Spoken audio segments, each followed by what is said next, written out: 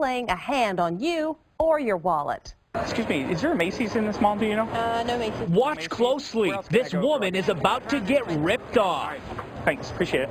In a matter of seconds, this thief effortlessly pickpockets 4 unsuspecting shoppers without ever laying a finger on their purses or wallets. Excuse me, sorry. What if I told you he stole one of your credit cards? I wouldn't believe you.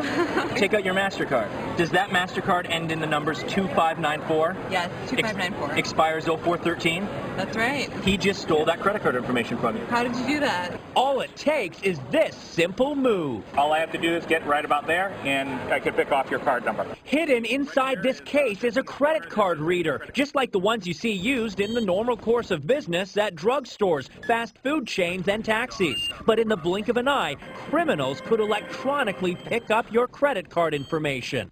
The technology is called radio frequency identification, and you may not even know you have it. But if you see a symbol like this on the back of your credit card, you can simply wave it and presto, instant payment. Excuse me, sir, do you have time? Fortunately, this guy is no thief. Walt Augustinowitz runs Identity Stronghold, a company that protects consumers from ID theft. All right, what number did you get? Amex card ending in 41009, expiration 06-2013. That's my card. You picked my pocket. Yes. Without even going into my pocket. He says the technology is a dream come true for electronic pickpocketers because the crime is virtually untraceable. Malls like this one in New York City are a perfect target. Excuse me, is there a Macy's in this mall, do you know? No Macy's. No Macy's? Shoppers we approached had no idea they had just been ripped off. What if I told you that he just finished stealing one of your credit cards? Be surprised. Ending in the numbers 2059, expires in 1016. Is that your whole number? It is. He just stole your credit card and you had no idea. It's frightening. Very frightening.